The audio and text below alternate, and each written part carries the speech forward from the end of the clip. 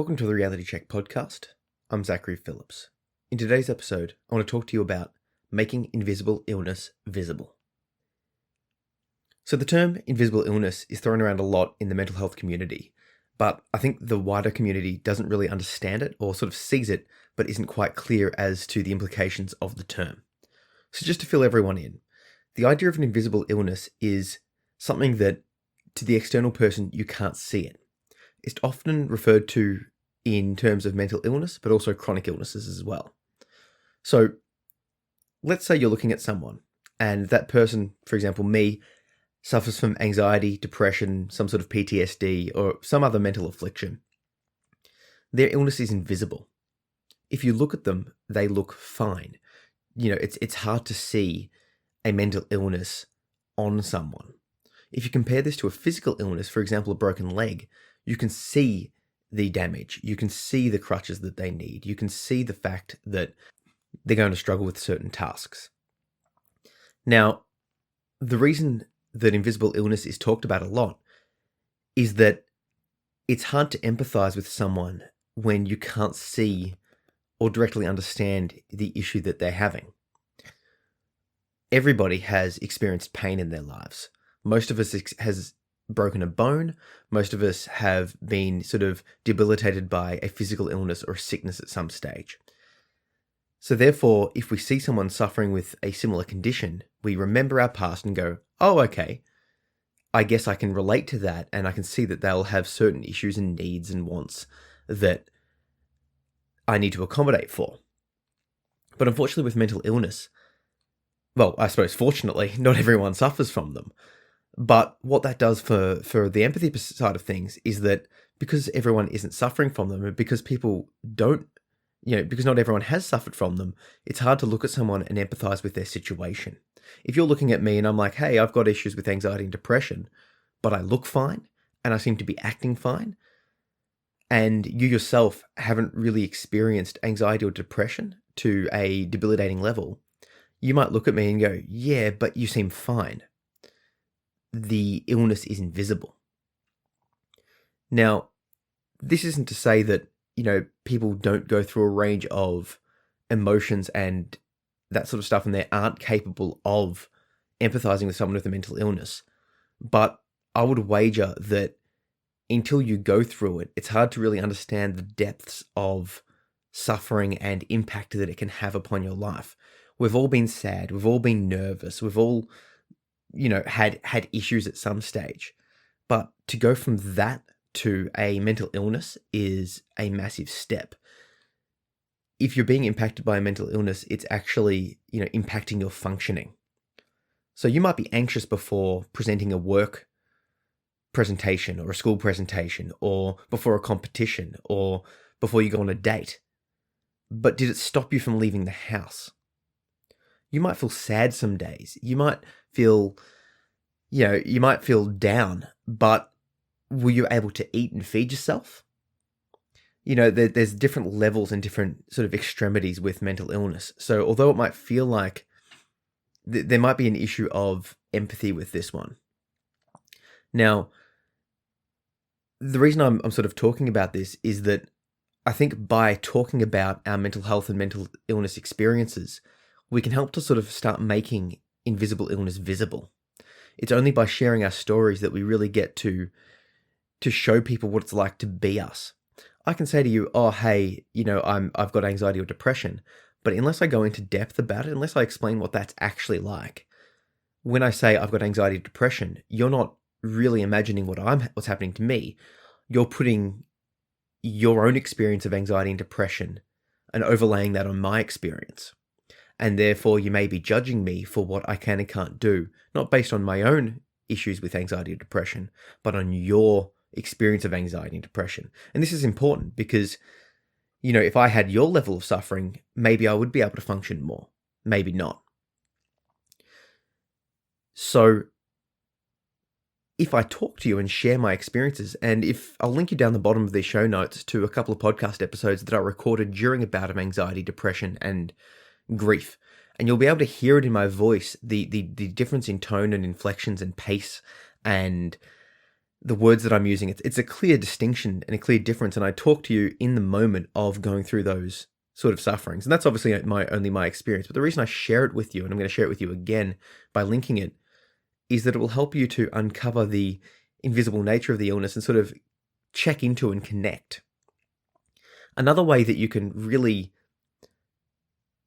make invisible illness visible is by reading people's stories. And a lot of you already have submitted some, but if you haven't, check out the Share Your Story project that I've got up on my website. And I'll link it down below. But a bunch of people are sharing their stories from a variety of different aspects of life. I've had a few recently from the TBI community, and that's traumatic brain injury. And reading their stories is really sort of gets you behind the veil and shows you what they're experiencing, what they can and can't do, the discrimination they're facing. And for me, at least, reading their stories has really helped to make their invisible suffering more visible. To the external perspective, they look fine. But after suffering a traumatic brain injury, their functionality changes and makes certain tasks quite a lot more challenging. But until I read about their stories, I had sort of like a cliched view of what their experience must be like. And I can only imagine that my opinions and views of a lot of different things are cliched. So, personally, I'm on a bit of a crusade to sort of educate myself and read more about different people's varied experiences to help me to grow my empathetic understanding when someone shares that they're suffering or they've got certain issues in their life. I could go, okay, well, I haven't experienced that, but I've read and I've listened to a bunch of stories and I'm listening to the person now, so I can really sort of see and feel what that person's going through. And I suppose by extension, by having the Share Your Story project and by sharing those stories with the rest of the world, I'm hoping to help other people to develop that same empathetic connection.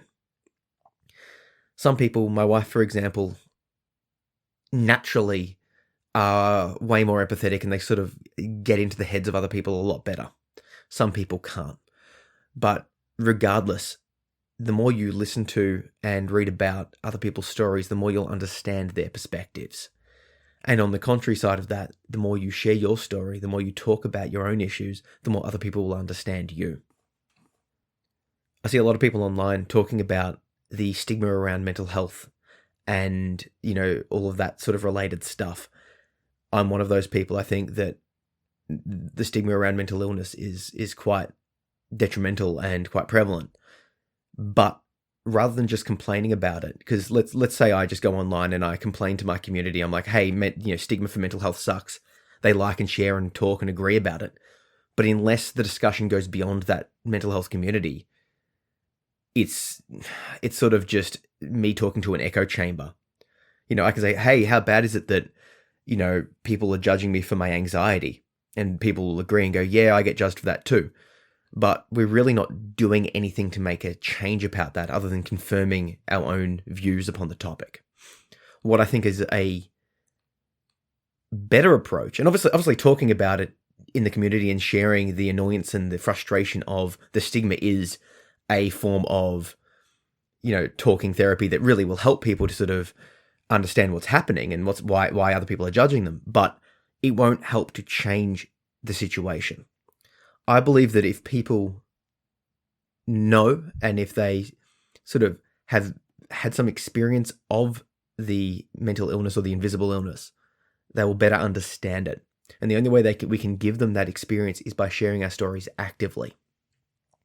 So if you're in this situation and you've got an invisible illness and you're frustrated by the stigma, I would suggest that you start sharing your story and talking about it. If you want, you can contribute a story to the Share Your Story project, but beyond that, talk to people in real life rather than just sort of, if someone asks how you're going, oh, I'm tired, and making those sort of excuses to just not talk about it.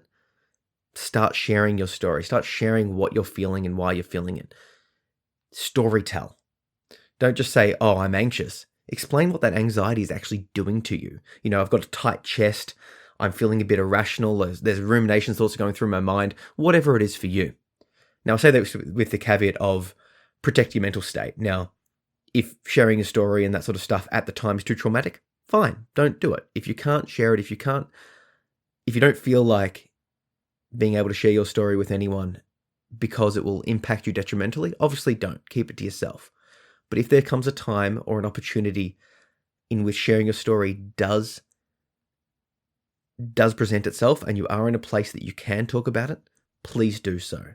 The benefits to the person listening will be lifelong because you will have given them a little bit of an insight into potentially a world that they don't have experience with. And from there, the next time they interact with someone else with a similar condition, they'll be like, oh, I can sort of see where this person is coming from because of their discussion with you. That will in turn help that person to know that they've got support and that the community and society as a whole is starting to shift and change to be more accepting of invisible illness. I think the best thing that you can do to help turn invisible illness visible is by sharing your story. If sharing your own story is a bit too tough for you or a bit too personal, that's completely understandable. Find stories, find podcasts, find blog posts that are sharing things that are similar or presenting that image and start sharing those.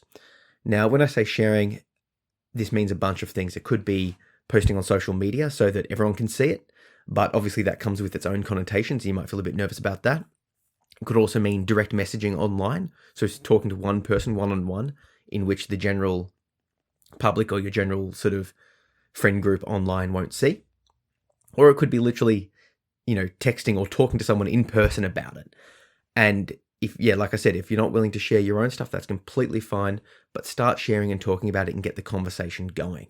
And that way we can all help to reduce the stigma and make invisible illnesses visible. Thanks.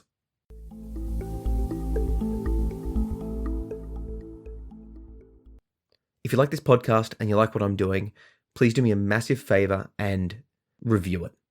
Wherever you're listening to it, just check that review button, give it a good review, type some comments, and share it with people that you think it would help. You could also connect with me on social media at Zach P. Phillips on Instagram, Pinterest, Facebook, Twitter, and LinkedIn. Please connect with me, send me a message. I'm happy to chat and talk about this topic or any other topic that you might like to talk about. Thanks.